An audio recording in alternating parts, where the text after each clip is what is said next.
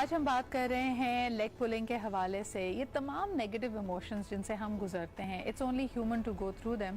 لیکن سب سے زیادہ جتنا میں نے پڑھا ہے, میرے پروگرام میں جتنے تھراپسٹ سے, اسپیکر سے میری گفتگو ہوتی ہے, وہ سب کہتے ہیں آپ کو اپنی ذمہ داری لینی پڑے گی and you will have to heal yourself. چاہے آپ وکٹم کے طور پہ فیل کر رہے ہوں یا آپ کو کوئی پاور رش آ رہا ہو اور لوگ آپ کو سمجھتے ہوں کہ آپ سب کو وکٹمائز کرتے ہیں.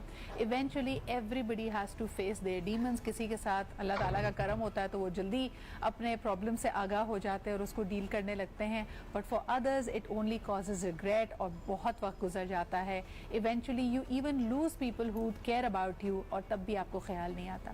اچھا, جو کرونک کمپلینرز ہوتے ہیں بطول, ان کے بارے میں پوچھنا چاہوں گی. دیکھیں, ہم میں سے کوئی نہیں چاہتا کہ ہمارا اگر کوئی دوست ہے, رشتہ دار ہے, کوئی جس سے ہم بہت پیار کرتے, کسی تکلیف سے گزرے.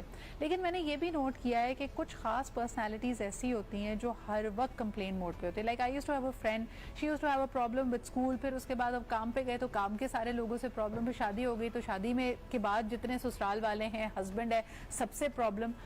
People do have a habit of chronically complaining and assuming as well کہ ان کے ساتھ لیگ پولنگ ہو رہی ہے. ان کا کیا علاج ہے, ان کے ساتھ کیا کیا جائے؟ دیکھیں, if you are looking for a yellow cap at the road, you will find a lot of yellow caps. So جس چیز پہ ہم فوکس کرتے ہیں ہمیں وہی سب سے زیادہ پھر ملتی ہے. جیسے فار ایگزامپل ہم کوئی جاب ڈھونڈ رہے ہوں, کوئی اسپیسیفک جاب, پھر ہم جہاں جہاں سرچ کر رہے ہوں گے ہماری نظریں اسی کی طرف ہوں گی کہ یہ جاب ہماری طرف, یہ جاب ہمارے لیے تھی. سو اسی طریقے سے اگر کچھ لوگ اپنا پورا آؤٹ لک کی لائف کا بناتے ہیں کہ میری لائف جو ہے وہ اچھی نہیں ہے اور میرے ساتھ تو سب غلط ہی ہوتا ہے, تو ایونچولی وہ اپنے ہائپوتھیسس کو پروو بھی کرتے رہتے ہیں کہیں نہ کہیں کہ دیکھو آج بھی میرے ساتھ یہ ہو گیا. اگر پروو نہ بھی کرنا پڑے, مجھے لگتا ہے وہ اتنا انٹرنلائز ہوتا ہے. Like I have a cousin, اور جب اس نے گریجویٹ کیا تو سارے خاندان والے اس کو کہتے کہ بھائی زبردست ایک سمائے گورنمنٹ ادارے میں جاب نکلی ہے, تم ضرور کر لو. اور اس کے ذہن میں تھا, کہتا ہے نہیں جی گورنمنٹ اداروں میں تو بڑی کرپشن ہوتی ہے, رشوت ہوتی ہے, لیگ پولنگ ہوتی ہے. حالانکہ اس نے زندگی میں کبھی کسی سرکاری نوکری میں کبھی کام نہیں کیا, کبھی انٹرنشپ نہیں کی.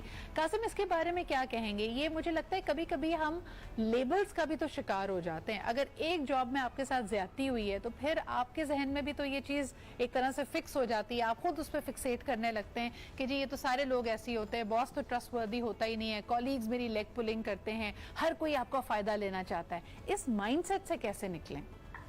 اچھا دیکھیں, ہمیں ایک حقیقت کو مان جانا چاہیے کہ ہماری جو پرسپشن ہے وہ ریالٹی نہیں ہے, اور جو ہمارا ایکسپیرینس ہے اور اس ایکسپیرینس سے جو معنی ہم نے بنائے ہیں وہ کوئی فائنل میننگ نہیں ہے. لائف جو ہے وہ زندگی, کائنات, سب چیزیں وقت کے ساتھ ساتھ بدل رہی ہیں, اور ہم بھی بدل رہے ہیں, لوگ بدل رہے ہیں.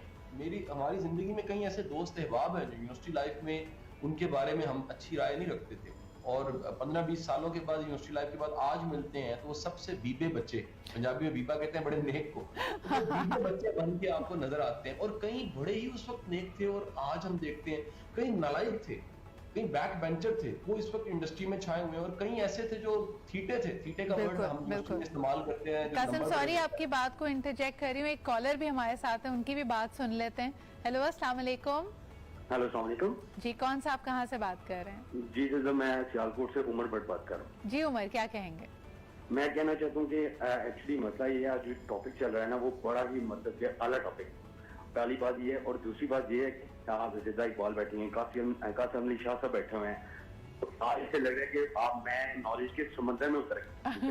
مسئلہ یہ ہے کہ جو لیگ پولنگ ہے نا, مجھے اس سے ڈر نہیں لگتا, لیکن جو ڈسکریجمنٹ ہے نا اس کے تو انسان کی ایسے ڈیتھ ہوئی, اس کے قاسم علی شاہ سب سے ریکویسٹ ہے کہ بات. لیکن میں بتاؤں عمر, ڈرنے کی بات تو واقعی نہیں ہے, کیونکہ ہم جیسے ہمارا ایمان ہے کہ بھئی اگر آپ حق پر ہیں, آپ صحیح ہیں, تو کچھ آپ کو ہارم نہیں کر سکتا. میرے خیال میں جو پرابلم آتی ہے نا لیگ پولنگ کے ساتھ, وہ یہ ہے کہ آپ کا وہ اتنی انرجی آپ کی کھا جاتا ہے, آپ کو ڈرین کر دیتا ہے, جب آپ کو ہر وقت یہ سوچنا پڑے کہ میں لوگوں کو ٹرسٹ نہیں کر سکتا, اس نے یہ بات کی تو اس بات کا کیا مطلب ہے. خیر, thank you very much for calling in, اور یہی قاسم سے کہیں گے کہ اپنی بات بھی مکمل کر لیں, اور اس پہ بھی تھوڑی سی بات کریں کہ اگر میں ڈرین ہو رہی ہوں یہ بار بار سوچ کے کہ بھئی یہ بھی میری لیگ پولنگ کر رہا ہے, فلانا بھی میری لیگ پولنگ کر رہا ہے, تو اپنے آپ کو اس دلدل سے کیسے نکالوں؟ جی قاسم.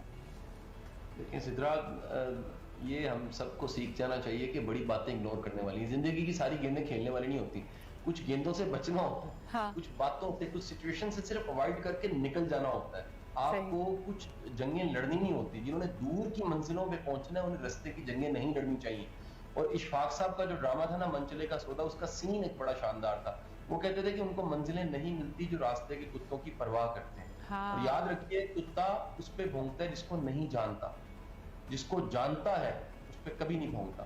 اچھا یہ بڑی ایبسلیوٹلی بڑی انٹرسٹنگ بات ہے، لیکن جو آپ نے کہا نا کہ زندگی کی ہر گیند کھیلنے والی نہیں ہوتی بطول، لیکن ہم سب کو میلو ڈراما پسند بھی تو ہے نا، ہمیں اچھا لگتا ہے کہ تھوڑا سا، کیونکہ دیکھیں کئی لوگ بڑے کہیں کہ میں زندگی میں سکون چاہتا ہوں، وہ بے سکونی میں بھی بڑا مزہ ہے، کیونکہ آپ کو لگتا ہے آپ سینٹر آف اٹینشن ہیں، آپ کو میلو ڈرامیٹک کوئین بننے کا موقع مل رہا ہے، اس وقت آپ ڈراما کوئین بنے ہوئے ہیں، آپ کہہ رہے ہیں کہ سب کچھ برا میرے ساتھ ہی ہوتا ہے، وہ دیکھو اس نے میرے ساتھ ایسا کیا لیکن اللہ مجھے صلاح دے گا.